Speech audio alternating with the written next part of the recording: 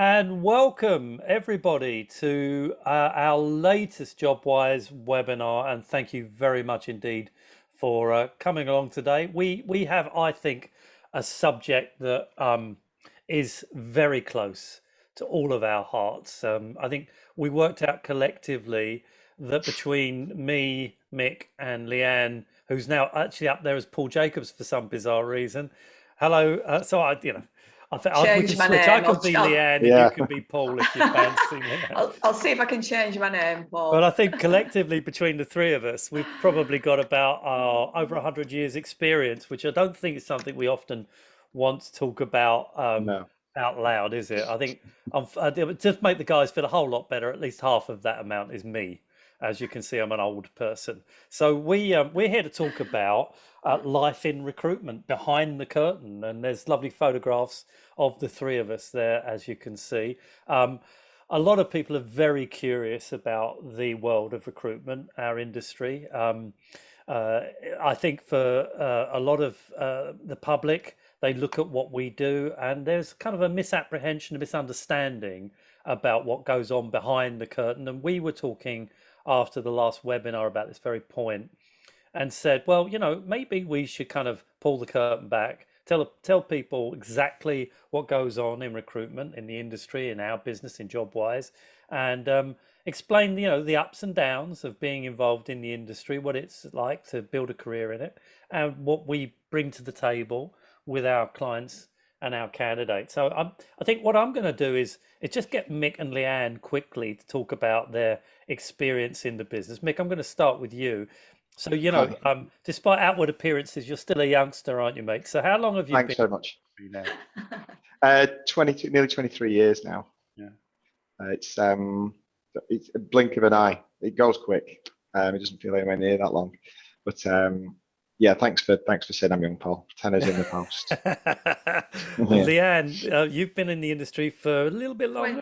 28 years, Yeah. 29 years approaching. So I joined Jobwise when I was 3. No, I wasn't. I was 19.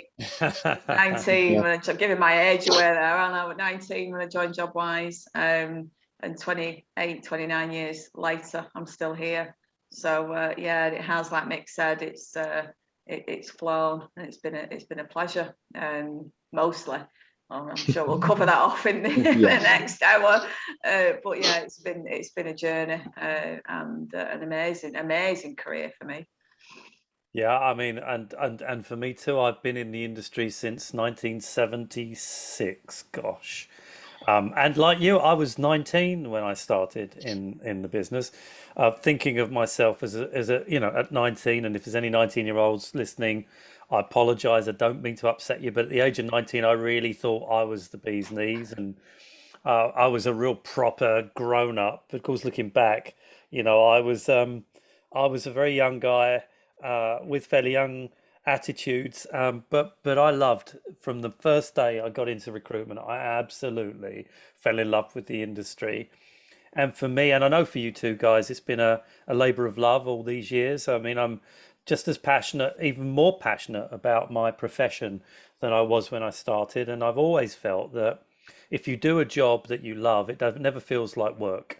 And I know Leanne and Mick feel the same way. I've been very fortunate that, well, really by accident, and it was by complete accident, I arrived in the recruitment industry and just discovered a job that I could do, and I could actually do really well. Complete fluke, really, but it was something I just fell in love with, and it's been a totally addictive career ever since. Um, I told the guys the other week, I think I may hold a world record, and and I'll tell you somebody's funny comment about it, but I discovered the other week that somebody I placed in a job has been in that same job for 40 years and wrote to me to say, talk about life changing, and we'll talk about that a bit later on. So I put it out there. Have I got a world record here? Have I got a 40-year-old placement? Somebody I placed and they're still there 40 years ago. And someone responded and said, I wasn't even alive 40 years ago. And I thought, talk about walk straight into it. That's how daft I am. So I think between the three of us, as I said at the beginning of this discussion, nearly 100 years experience. There's a huge amount of recruitment knowledge and experience here between the three of us. And what we want to do during the next hour is kind of just talk about our experiences and the industry and what we do, the challenges, the issues, the opportunities for people to get into recruitment. And I'll say right at the top of this conversation, Jobwise, we're looking for people. We're looking for people to join our business as recruitment consultants, to come and work within our business. We're extremely busy. We're recruiting heavily at the moment. I know Mick, Leanne are desperately keen to bring in new people into the company. So if you're listening and at the end of this conversation, you fancy what you've heard, you're actually interested in getting into a career with us, at the end of the program, we'll put up a slide and show you how to contact us, and we'll be very pleased to have a conversation with you. But since this isn't really an advert, although I got it in there right at the very beginning, it's really about the history of recruitment and Jobwise. I'm going to throw that back and start with Leanne. So Leanne, tell us a little bit about, Jobwise, how it started, where you've come from, the sort of background to the business. Well, maybe if I first of all just explain my journey, I guess, really how I got into recruitment. So I left school just before I was 16. Didn't know what I wanted to do, had no idea.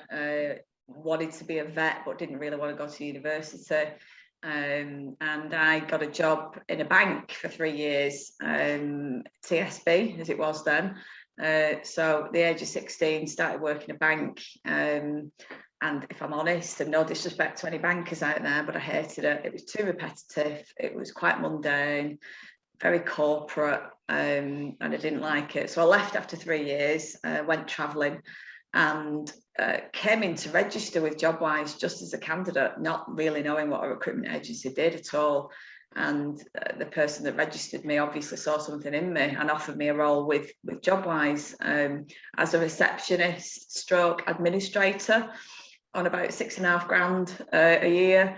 And I thought, it'll do for now. It'll do for a few months. It'll keep me ticking over. And 29 years later, I'm still here.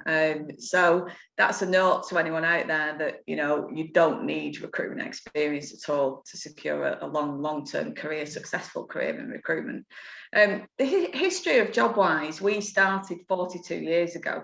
So obviously before my time, it was set up by a husband and wife in Manchester, as an employment, used to be called an employment bureau, didn't it, where we'd send legal and medical secretaries, generally speaking, into solicitors and the hospitals, and that was pretty much where it started, and it's evolved massively since then. We've opened offices all across the Northwest. We supply temporary and permanent staff to both the public and private sector, and at one point we were actually up to 10 offices, so physical offices all dotted all over the Northwest. Obviously, since the advent of technology and websites and job boards and just this whole platform video, we're now at 2 offices with some remote offices, but covering the whole of the Northwest and beyond now with the advance of the platforms and video and remote working. So yeah, it's been a journey, and one that I've seen take many shapes through the years, ridden through 2 recessions.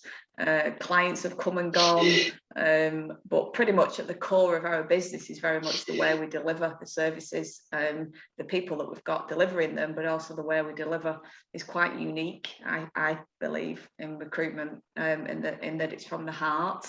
You'll notice behind me the love your job. That's really important from both our staff point of view, but also the service that we offer to our candidates and clients. That ethical approach is really key. Leanne, I'm going to ask you a really tough question here. So, in all the years that you've worked in the recruitment industry, can you think of the most amazing achievement or experience in your career to date? Is there something that's a standout moment for you? For me personally, I would say being asked to take over as MD 13 years ago, personally, because I was here as somebody without necessarily any amazing qualifications, hadn't been to university, probably just learnt the ropes, sort of hands-on. And don't get me wrong, I have done qualifications whilst I've been working. So I've got a marketing equivalent degree. I've got a NEBS, I think it was, management leadership qualification, but all very much self-done, you know, whilst I was working. I've got my recruitment qualifications, but it was a little bit of a, you know, a moment of, oh, right, okay, wow, you know, it was something that I wouldn't have never dreamed of 28 years ago. So that was probably my personal success that springs to mind. I think from a service point of view, the one thing that I remember when I was quite early on in my career was placing a young guy into, we can't use the phrase office junior anymore, but it was into an office junior role.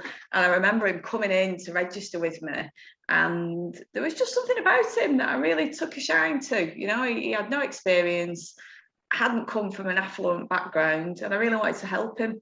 And I actually secured a role for him with the solicitors in Bolton. And with you saying the 40 years, Paul, I think he's, you know, probably 25 years. Yeah, that's amazing. And risen through the ranks. And I do remember that was probably my early feel-good factor of why I do what I do, you know, life-changing placement. So I think that was probably the bit that really made me obsessed with recruitment at that point. Well, those are two unbelievably good examples, and we've got to now put the same question to Mr. Jones, see if he can compete with that. Do you know, there's a theme I think we spot here about how people come into recruitment, isn't it? It's quite often you hear the phrase, well, I fell into it. Yes. But I think it fits with probably what we're trying to do today, because a lot of time people don't know what recruitment is. So it's never really something, if you're not aware of what a career opportunity it is. But I mean, I'd worked, and I'm going to show my age in a different way, but I worked for Richard Branson when he used to sell CDs rather than space flights. And I'd done that for around 13 years, and I'd just decided one day I didn't want to be in retail management anymore, but I didn't know what I did want to do. So I, same as Leanne, registered with Jobwise. I went in to find work. And in exactly the same way, someone had said to me, have you considered recruitment? To which I think genuinely at the time, as I probably said, what is it? I didn't know, you know, it's a phrase. I didn't know what it involved. But the same, I started as a trainee consultant, learn the ropes. And it does get into your blood. It does get under your skin. It is that real buzz of helping people. And I was trying to think, you know, and you said biggest achievement or something like that. It's probably, again, a similar theme to yours, but not on the same time span. But I remember a guy coming from retail who wanted to total career change to get into accounts, and had done nothing like that whatsoever, was prepared to study. And I managed to get him probably what wasn't dissimilar to Leanne's idea of a trainee accounts role, almost a junior. And it was only probably, I don't know, maybe 15 years down the line that I was dealing with another company, and up he popped there as financial director. And you sort of think, you know, this guy had probably trapped in this career he didn't want to do, but couldn't see how he was going to change. And he'd reached what you would probably see as the pinnacle in that career, really. So, yeah, that was a nice feeling of thinking that's what he'd set out to do, and I'd helped him get that opportunity and set him on his way. Well, then that's a brilliant story. And I mean, a bit later on, we're going to talk about the impact of what we do, how profound that can be on people's lives. And I mean, you've both given fantastic examples there. But what I want to do is segue into a question about the myths about recruitment. So, you know, what do people think we do? What do they think it is that we do? What are the sort of rumors around the way we operate and so forth? Let's open that curtain and tell people what it's really all about within our environment, and you know, the good stuff and maybe the not such good stuff. I think as the MD, Leanne, you're well qualified to be able to answer this question. So what would you say are, what are the obvious myths? What do people think when we interview potential people to come into our industry to work for the business? What's their general view before you enlighten them? I think generally there are kind of two streams of myths that I've seen over the years. I think the first myth is that it's all HR based, that you kind of, you know, just processing CVs and you know, dealing with it from like a HR point of view. And I think the other myth is that I don't know if you've seen the movie Wolf of Wall Street, but that is recruitment. You know, that it's very hard, it's very KPI target driven, it's very long hours. You know, I have heard horror stories from the recruitment sector that is in some cases true, certainly not at Jobwise, but I have heard that that you know you're expected to be at your desk at 7 a.m. and you're not expected to leave till after 7 p.m. and so I think that is probably a long-standing bit of a reputation myth in recruitment. I think that's probably, you know, was the case maybe 20 years ago, maybe not so much now. So I think there's two myths. I think the other myth is that maybe not a myth, but maybe a little bit of a, you know, a thought is that you need to have experience to get into recruitment. I know somebody's posted a message on the chat box, which incidentally, that's where you post your questions, guys. I know somebody's asking if they can get involved and talk, but you can't, sadly. Just to allow the conversation to continue, but if you post your questions in the chat box, we will answer them. So I think the other thing is that you know it's the experience. You need to have experience or be a graduate, or which isn't accurate for Jobwise. It may be for some other recruitment sectors, but certainly not for Jobwise. Yeah. Mick, how would you add to that point, the points that Leanne's made about the myths? It's a little bit mirroring, but I absolutely, it's funny when you first asked it, the thing that went through my mind was to say there are these polar ends of it. So you get the one where I think I've been told before that we just push a button and out come CVs. So I don't know what that machine is, but I'd pay money for one of those. You know, it's kind of like tea and cakes in the afternoon after a few interviews. And then the other, like that Wolf of Wall Street summed it up that, you know, someone once said that it felt like we were somewhere between, and apologies to these industries have probably felt the same, between double glazing salesmen and estate agents. Yeah. That it was this hard sell push. And I think, no, if you're going to do well in this industry, you're going to succeed, the longevity comes from building good relationships and trust, and that only comes from that sort of openness. And you know, we'll talk about what makes a good consultant, but you've got to build long-term relationships, and you can't do that if you're just gonna do a quick book, you know, a quick sale. So yeah, it definitely feels like those two, they would be almost mirroring Leanne's in a slightly different way. And I think there's a question here in the chat box about, is it cold calling? Have you got to be, you know, a hard-nosed salesperson? Because it's all about business development, and you know, it's about key performance indicators, KPIs, and so forth. You know, I think the days of cold hard selling have gone years ago, frankly. I mean, we're called recruitment consultants, and if you look at the word consultant in the Oxford English Dictionary, what you'll see is it says an expert, it says a teacher.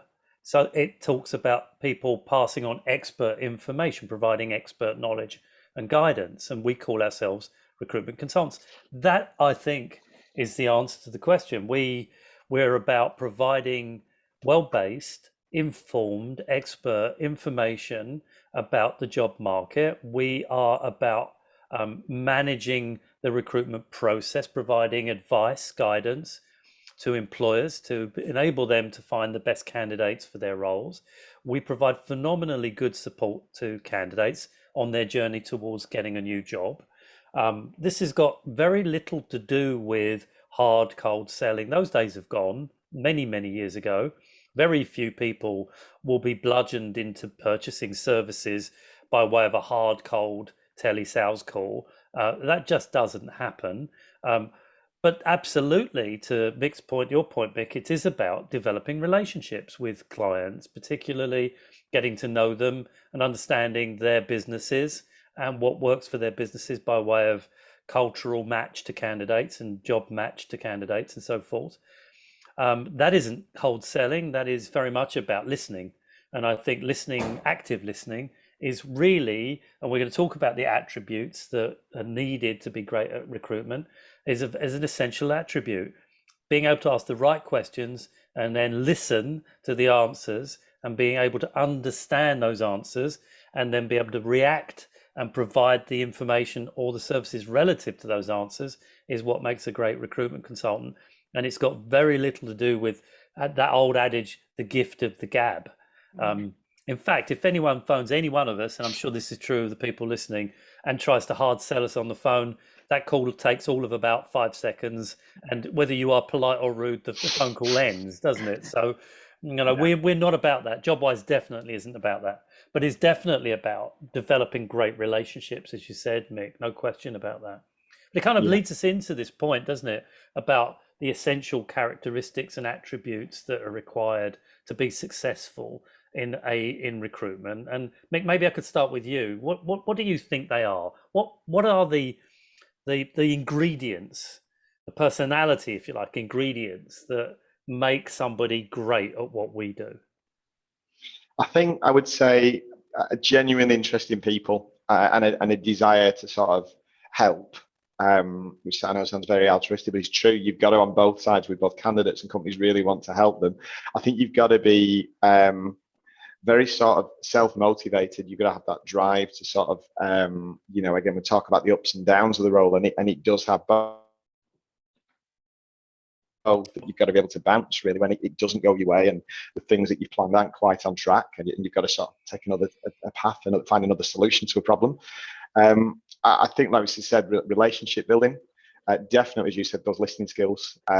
You've got to be confident dealing with all types of people, and showing, I think, a genuine interest. As I say, it's not paying lip service. For me, the big ones has always been integrity, honesty.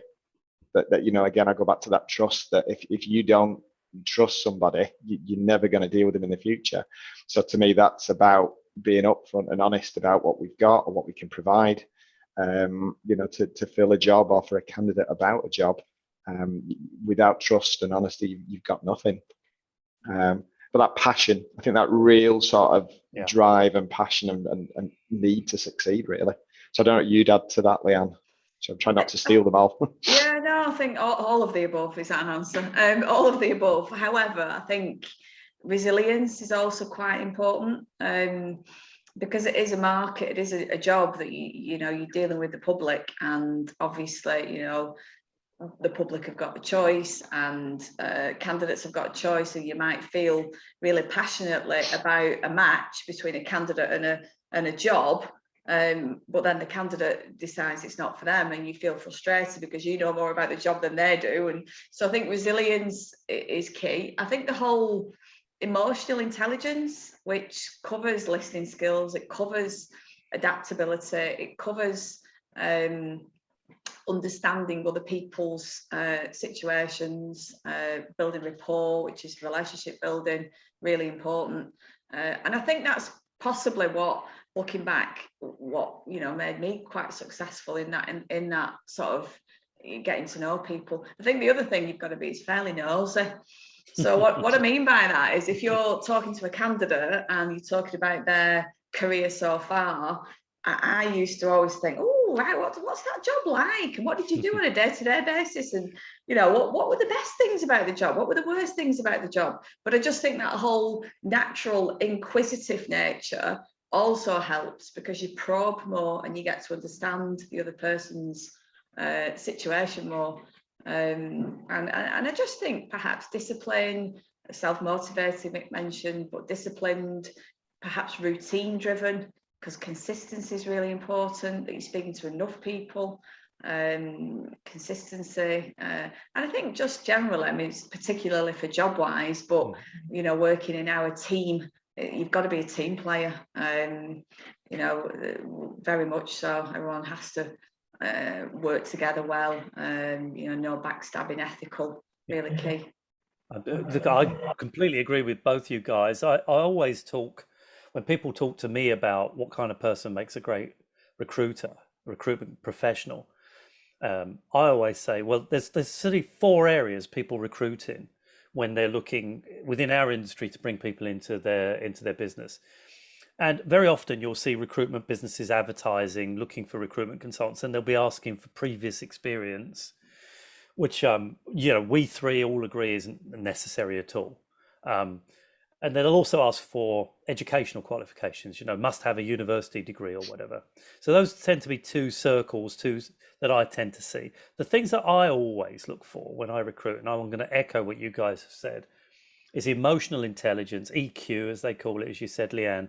And for me, and again, this is backing up your point, you naturally, and it's not something you learn at school or college or university, it's a natural thing, it's part of your DNA, it's who you are.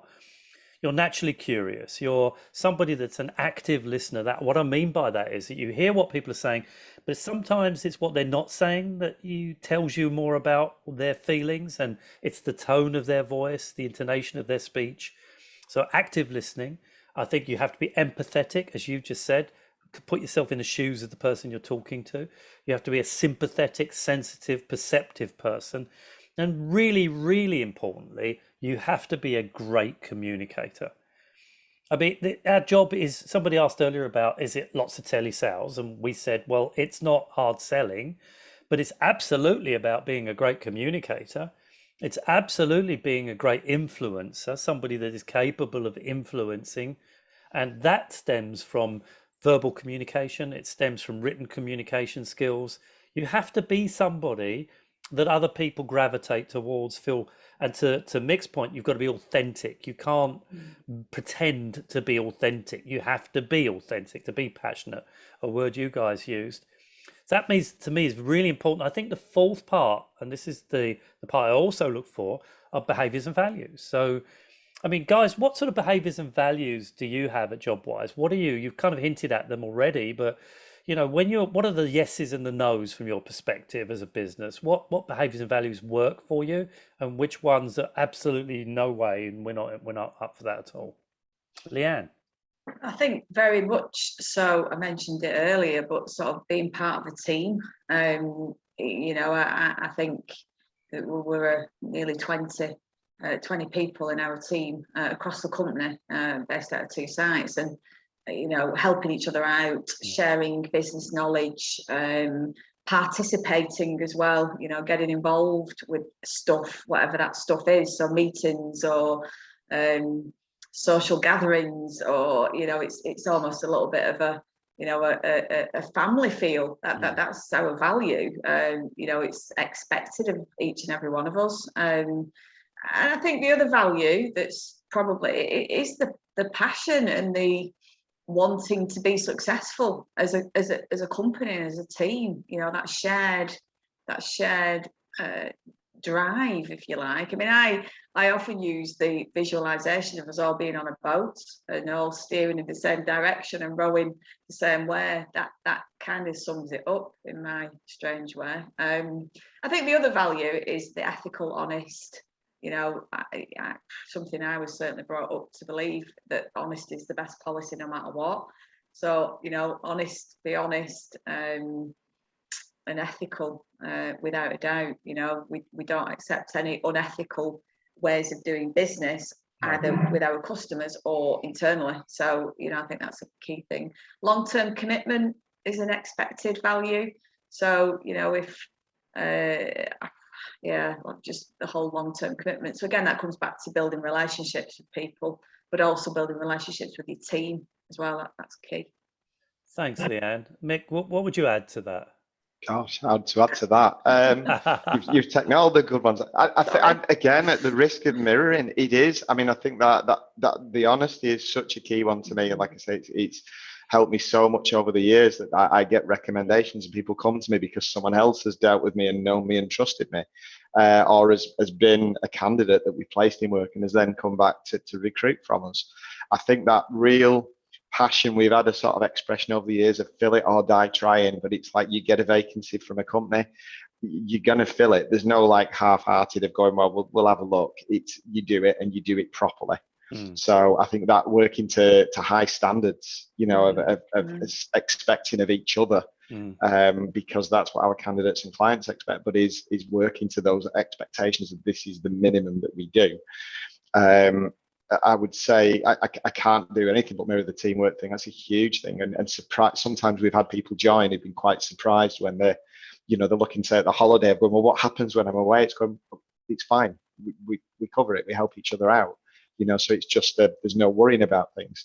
And when someone's overloaded, everybody mucks in to help. But then that's a reciprocal thing. So I would say they're real biggies. But that passion and determination to get done what needs to be done, but in the right way. It's And like, I would agree with both of you guys, and I'll add, and you've alluded to this point. I think it is about being very passionate about providing outstanding service to the people you come into contact with, the candidates, the clients, and indeed your colleagues, which was what you guys have been talking about with teamwork. It's not just doing what you're paid to do. It's going over and above, isn't it? As you said, Mick, it's yeah, looking for clients and candidates to come back to you over and over and over and over again, over and over again. We're not a business that is focused on money, making money at whatever it takes. That's not the attitude. The attitude is to provide an unbelievably good service, which you've done for over 40 years now as a business, and on the premise that people are not just pleased with what we've done, but delighted with what we've done. And I think I'll go back to my earlier comment. I don't think that you can teach people that value system. It's ingrained in you. I think it's something that you're brought up with. It's the way, that sounds an old-fashioned thing to say, comes from your parenting.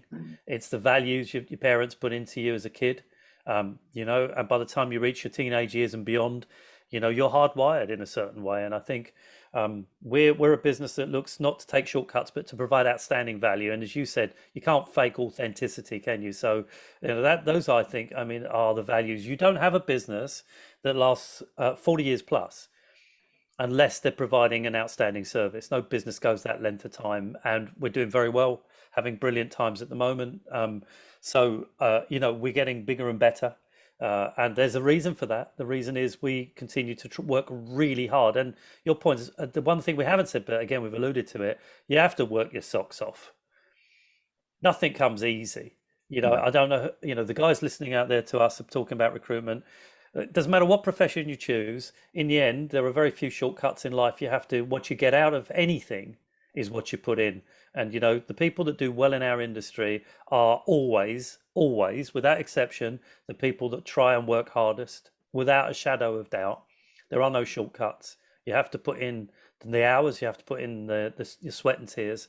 There are great rewards. And I'm looking at a range of questions here from, I hope I've pronounced your name correctly, Abul, from you, Abul, asking questions about KPIs and how much money you can earn and so on. And I'm going to try and address some of those because I want to just talk about the earnings potentials, promotional opportunities that are available in Jobwise and indeed in the recruitment industry as a whole. And I think we'll probably start to answer some of your questions around things like targets and so forth. So, Leanne, perhaps you could talk a little bit about what the rewards are for the hard work and the sweat and tears I've just described. Absolutely. Well, let me start off by telling you I've got a passion for horses, which, if anyone knows, they're not cheap to keep or buy or compete with. So I think my driver back in the early days was that was something that I was really passionate about outside of work. That the competition with my horses, having nice things, having nice car. It was important to me. So the earning potential, somebody said it to me quite early on in my career, in that it's uncapped, which pretty much means as much work you put in, you get money for. So you put more work in, guess what? You get more money because you fill more jobs and you get more commission. So that struck a chord with me because that was in my power to earn more. Whereas working for a bank, my basic salary was my basic salary and I couldn't earn any more no matter how hard I worked. So that really struck a chord with me. The career progression obviously brings with it an increased basic. Jobwise, we also offer a profit share scheme where people get a cut of the profit at the end of each financial year. So the more successful everybody is, the bigger the profit share payout. So, obviously it takes hard work, it takes graft, blood, sweat and tears, without a doubt. Some moments of me thinking this isn't going to work. But ultimately, the harder I worked, the more money I got. And, for me, that was one of the main drivers, not just the ethical way of working, but the main drivers that retain me in Jobwise, because my horses need feeding, bluntly.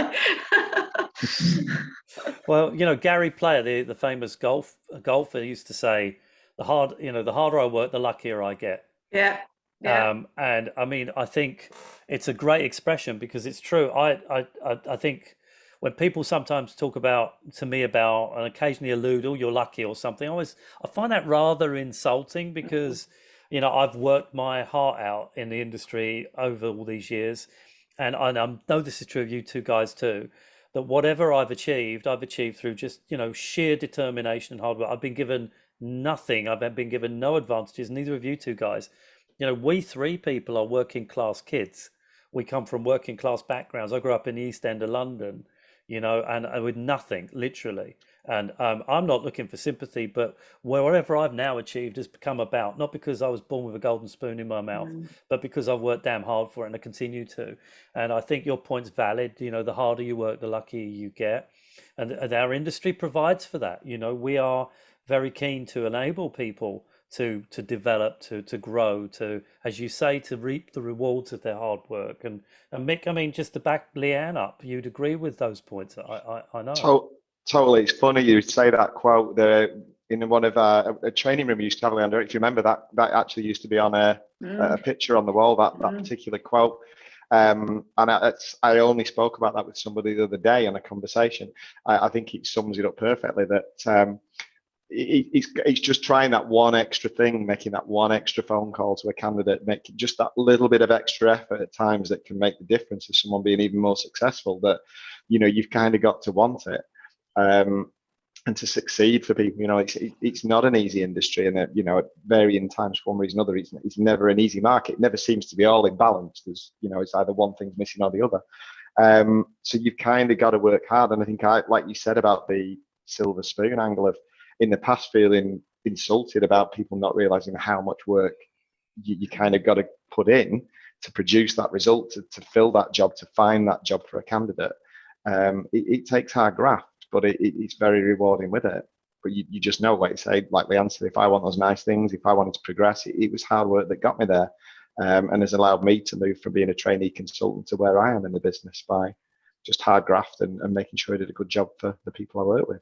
But I think an important point to make to Abel as well, I think, is this, that I don't think we as three people have ever focused on making money for the business or for ourselves. What we've always focused on is providing outstanding service to our candidates, to the people looking for jobs, to our clients, to do a brilliant job.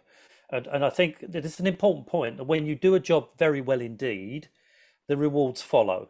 My experience of people that are money hungry, money greedy, and your point about the Wolf of Wall Street earlier, Leanne, is true here. If your only aim, if you worship money, money is your god, then you're going to take shortcuts because you can't see beyond your own self-interest. And clients see that, employers see that, they can see through you, and candidates see through you. If it's just naked, if it's naked money grabbing. Well, now we've never behaved in that way, and we wouldn't. It's not our part of our behaviours and values. What we've always been about is providing brilliant service to people. And when you do that, as you said, Mick, people come back to you over and over. And the kind of money takes care of itself is the way I've always viewed it. If I perform well, I do a brilliant job, the money takes care of itself. And it's that way round, not the other way round of chasing money for the sake of chasing money. And Jobwise would never allow that to happen as a business. I'm not being asked questions, lots of questions here from our boys, obviously very curious about our industry. There is a lot of competition. Of course, there's lots of competition, but there's lots of competition in every industry. Walk down the high street, how many shops can you visit? Go online, have a look at who's offering products. You'll find hundreds, thousands of different competitors. In any area of commerce, you'll find a fierce competition. The issue is, how do you stand out from the crowd? And this comes back to the point about being a great recruitment consultant. You don't want to be one of thousands, hundreds of thousands. You want to be better and different, which brings us back to those characteristics, Leanne, we spoke about, wasn't it? Your attitude is, we don't want anybody in the business. We want people that have pride in their jobs. Definitely. And I think it is that, if I look to our team, the team that we've got and their backgrounds, I don't think we've got anyone that's worked in recruitment before. I think Jane had worked in Mm. sales, but it is definitely that character, the character that we look for, the work ethic, the stability, the approach to giving a good service. Definitely, without a doubt. Absolutely. So, I mean, look, let's talk earlier. We talked earlier about, with the impact we have on people's lives. You gave a great example, both you guys, on people you've placed that have grown and developed. Our industry, our trade association, the Recruitment Employment Confederation, as a strapline, use the expression, I think something like changing people's lives. And I think, we believe that, we see that. Leanne, maybe you could comment on that, of what we do. Absolutely. I mean, it's not just for ourselves and our own teams, it's the hundreds and thousands of candidates that we help to coach into new roles, offer advice around career changes, speak to clients about have they considered a candidate without this relevant experience. And I just think it's the only job that I could see that is so life-changing. Buying a car or buying a house, or I get it, you're buying something of a necessity, but actually helping people change their income and their happiness levels, which I think is very important. Mental health is so important. It is, a transformational opportunity that I couldn't see myself ever working in any other industry. And I think that, the extrinsic feeling of the reward comes from knowing that you're doing a good job. I think that's such an important part of the role. Mick, I mean, we talk about influencing people's lives. You gave a great example earlier. Do you genuinely think we do that as an industry? Do you think we make a difference, a profound difference? Sure. Yeah, I mean, though we talk about the ups and downs of this, and there's days you say you wouldn't put up with some of it, but why you do it is that point that I'm not sure how many jobs I've worked in over the years, how many sort of job offers I've made to people, but it never ever gets dull, And I did it with somebody yesterday, and it was just.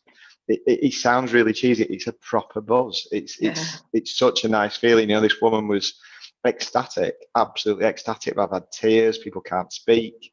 You can tell what it means to people, and I think it'll always stick with me when going back to the recession of 2008, 2009, where people were very, very close to losing houses and things.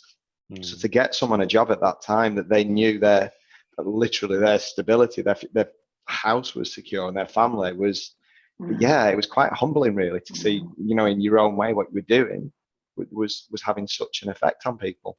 So it never gets dull, ever.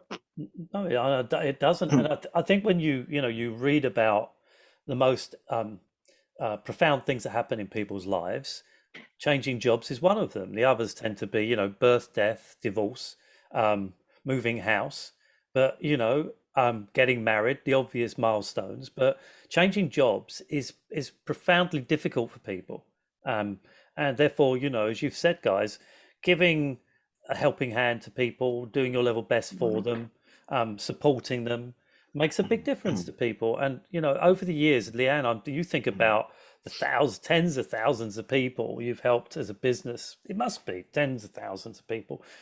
It'd be so fascinating to know, and it's impossible really for us to know this, but just when you've got somebody a new job, where their lives turned, what path their lives then took, and where that led them to, and where that led them to. Somewhere in so many people's lives in the northwest of England, Jobwise, and you guys personally have had some impact. You've just pushed them along in a certain direction, and their lives have gone off in a different way.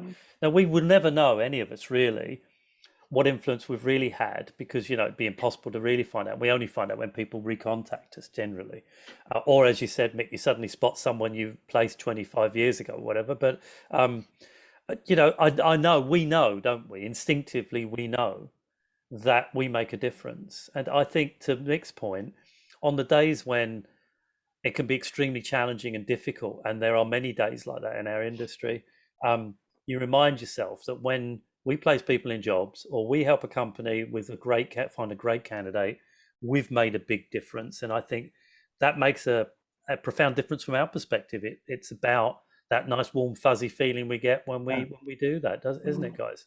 Yeah, Definitely. sure. Yeah. Let's talk about the warts and all, shall we?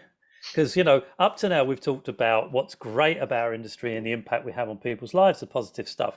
But we said we'd open the curtain at the beginning of the conversation, so I think we ought to be clear to people about the stuff that we deal with, the challenges we have to cope with, the fact that it can be long hours and it can be quite pressurized. Leanne, maybe you could sort of throw a light on that.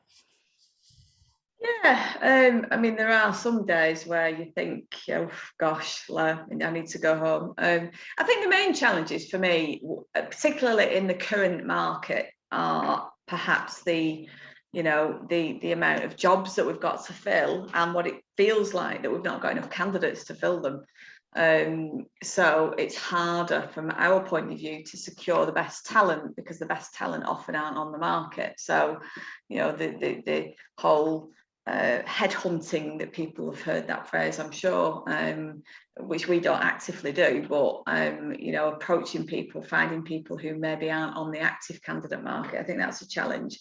I think I mentioned it, or I alluded to it earlier, around the whole sort of area of we're dealing with the general public, which brings its positives that we've talked about, but it also brings some negatives in that you will get on occasions candidates that, I'm going to get down with the kids now and use that phrase of ghost. You get ghosted, which I believe means they don't come back to you.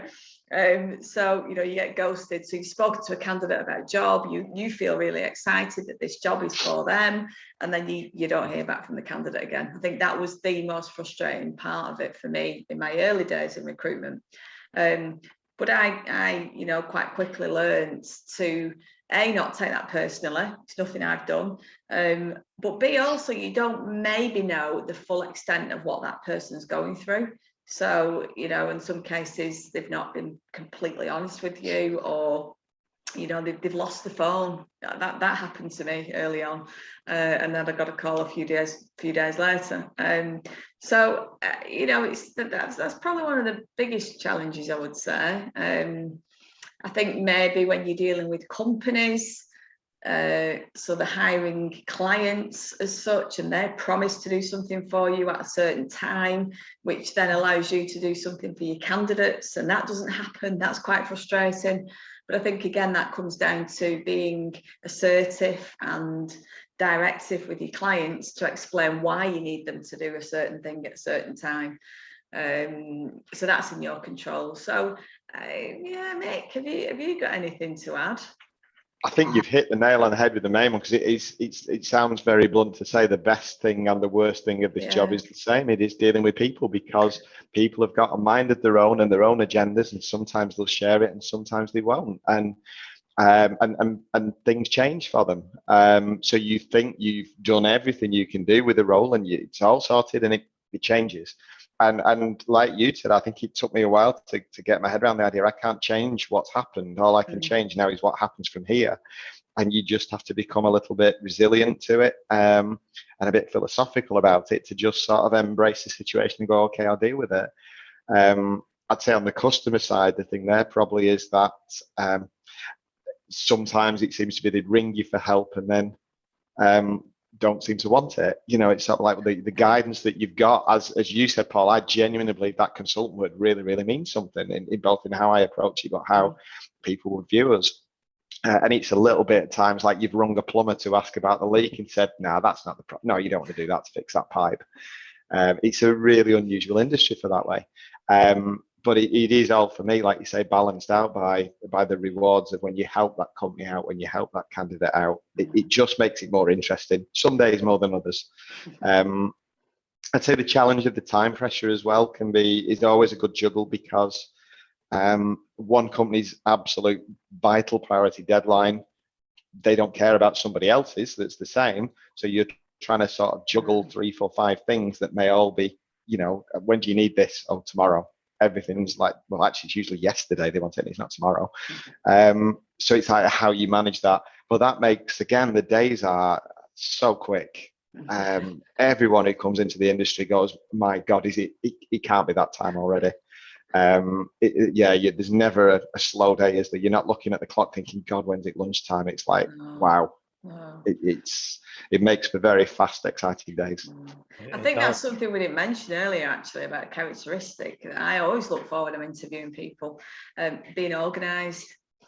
Yeah. I think being organised actually is really important. You know, what they do outside of work, not necessarily inside of work. You know, they're organising things. So I think that's quite a key strength of successful recruiters. Yeah, and I would agree. And I would add to the points you guys have made by saying that I think that it's about resilience. You have to be very strong because we're talking warts and all. Let's be clear that for every person we place, there are quite a number of others we don't place, unfortunately, although we'd love to help them. So the level of rejection in our industry in terms of success ratio, success to the effort, is minimal. We'd like it to be higher, but that's the way of it. So to be successful in our business, you have to be mentally strong. You have to be very, very determined to hit your targets, to a point that's being asked of us here, about targets. Yes, of course, there are targets. There are targets in any business, whether it's recruitment or any other industry. If we don't hit the targets, we don't have a business. We can't function. The business goes bust. So, we have targets. Of course we do. And I think that every single person has their own personal targets, which, whether they're written down or they're in their heads. You have to be a very resilient person. You've got to keep going even when the chips are down. And you guys will know we've all had those days and weeks where everything you do, no matter how hard you try, seems to turn to the proverbial. The harder you try, it gets worse and worse. And then there are other weeks when everything you touch seems to turn to gold. But we said this earlier. In the end, you get out of it what you put in. If you keep trying and you keep trying and you keep trying and you're working at being a professional. You made the point, Leanne. You learn to be an expert. Then ultimately, you get your just rewards. And I think if I move into maybe the next question, we've talked about it, but I'm going to kind of just sort of get past this quite quickly because we've pretty much covered this point off. But rewards can be fantastic, financially and career prospects. And I think guys, we all know. And Leanne, you gave a great example. You started as a young woman working for Jobwise. Before you knew it, you were running a joint. And I think you say it very modestly, but you got that job because you clearly deserved it. I always say about people, getting a job is the easy part. Holding it down and being successful is the tough part. And you've done that very, very well. You've held the job down. You've been brilliant as an MD. So, I mean, I think both you guys are evidence, if you like, of the rewards and the career prospects. Would you agree? You would see it that way, I'm sure. Definitely. And I think if I look at across our teams, we've got a few first job. It's been the first job straight out of education, and they've created a brilliantly successful career, job, satisfaction, income for them and the families. Because I think by working hard, and I think it's their character that's enabled that to happen. In fact, without exception, across the company, we've created that. Yeah, absolutely. And Mick, you would agree, I'm sure you'd side with that point of view that the opportunities are fantastic, but nothing comes easy. You've got to work for it. For sure. I mean, like say, Leanne and myself as examples, with Jane, our director in Stockport, also starting as a trainee. And really, it's always been the Jobwise ethos that really, when we're looking to sort of, right, where's our next level? Who are our next people to come through to step up and step forward? And that's a nice feeling for the people there who work with us, not only to see that, look, if they work hard and they put the effort in, they can progress. But also, I always think it's an interesting angle of it in the reverse, that they know we've done it. Where I can, if one of my guys is having a tough day with something and something's not going right, well, trust me, it's probably happened to me as well. So there's not, they can relate to it. It's like, right, I know a way of helping you with this because it's happened to me too. But I think that's seeing people progress through is very rewarding and obviously rewarding for us as individuals to have done it. So I'm going to ask you guys a question, and it's one of those sort of questions that there's kind of linked to two questions, really. Equal opportunities and diversity. So if we talk about Jobwise and we talk about our attitude as a business to equal ops, We could probably look at that both internally within our business, so the people in the business, and externally, the way we operate when we talk to clients. Leanne, maybe you could sort of just to talk us through that. It's very, equal opportunities has been for me around for years and years. I know there's much more discussion around it now, isn't there? Much more, I suppose expectation of it, but it's been there from my point of view for forever. So we only hire on the basis of talent and the job that's in front of us. It doesn't matter if you're male, female. Somebody's asked about flexible working. There are flexible working options within recruitment for sure. Depends on the job role and the team you're going into. But working mums.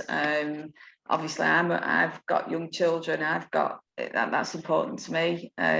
So for me, that goes without saying, and that's both for our own guys and girls, obviously, but also for our candidates that we're placing into companies, and also the advice, guidance that we give to our clients that may not be as up to date as we are on what you should be doing. We won't deal with any client who is clearly discriminating. That's just not, we just wouldn't do it. And Mick, I think, this has always been a burning crusade for us, hasn't it? Yeah, I think I agree.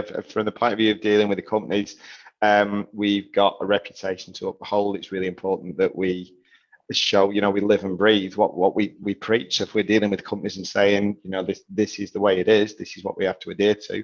And I agree with Len. I mean, we've had incidences over the years where companies have tried to push a certain angle, and it creates a conversation of saying, I'm really sorry, we can't work with that. Mm-hmm. But then as a business, it's really important that we also embrace that to represent it. And it's funny, interesting, it's just more on the male and female side. When I first joined us in the industry, it was very female orientated. I don't know, it was like when you worked, Paul.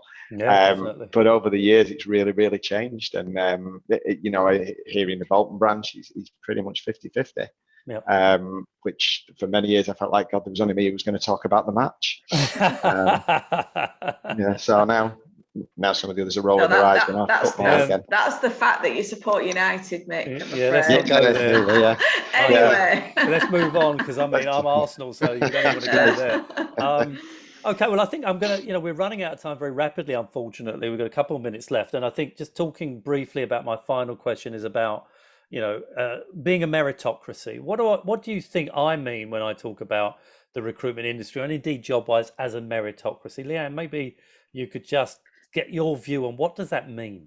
Well, can I just say I Googled it first? I'm being honest. So meritocracy, for me, it's all about being judged or rewarded on your own merit. Yeah. Which I think that's right. Anyway. That's exactly right. Which to me is what we've been saying all through this. The harder you work, the luckier you get. And I certainly joined recruitment with no desire to work in recruitment at all. Didn't understand it, but actually I've worked hard. I've brought my value-driven approach to everything, my people skills, and again, the harder I work, the luckier I got. So very much judged on your merit. I mean, just this week we've promoted 2 people, somebody in our finance team and somebody in our Stockport team, into management roles. That's not because they've done any management training or they've got any management experience even, or qualifications. It's very much based on what they're doing day in, day out, and what the business needs. So that is just this week, which has been a very nice experience for me, because I think organically grown, which kind of ties into the meritocracy, is so important to me. Rather than recruiting senior managers in, I think growing our own, they understand the values, they understand the way we do things. That's meritocracy for me. Thanks very much, Leanne. Now, Mick, I'm going to give you about 30 seconds because we've got 1 minute. What's your definition of meritocracy, sir? What you put in is what you get out. It is. It's like hard work is rewarded. Show you can do it. You'll get the opportunities. Exactly. If you like there's exactly like Leanne said there. Those 2 people demonstrated their ability in the business and their sort of passion and fit, and it's about giving them that opportunity to shine. They've earned it. Exactly. So in other words, if you're old enough and good enough, then you can leapfrog other people that have been in the business longer. If you've got what it takes, then you can move very quickly up the ladder, can't you? Yeah. Well, guys, we always knew an hour would go fast, and here we are at the end of the hour. I wanted to say thank you to everybody who has listened in today, and thank you for your comments. If we haven't been able to answer your questions directly during the last 60 minutes, feel free to contact us, and I think I've got a slide in front of me with our details. We'd be delighted to talk to you. If you're interested in getting into a career in recruitment, and you're particularly interested in working for Jobwise, please contact us on those details, and we'll be pleased to have a private and confidential conversation with you. My big thanks, as ever, to Leanne and Mick for their insight and their expertise and their knowledge, and just for being great human beings. Thanks, guys. Thank Big you, thank Paul. you to Thank Lee you. and You're the a gentleman. background who put it all together. Thank you, everybody, for joining us. We'll be here again in 4 weeks' time for another Jobwise webinar. Thank you, and we look forward to hearing from you and indeed seeing you again very soon. Thank you, everybody. Thanks, Thanks, Paul. everybody. Thanks a Thanks, lot. everyone. Bye now. Bye.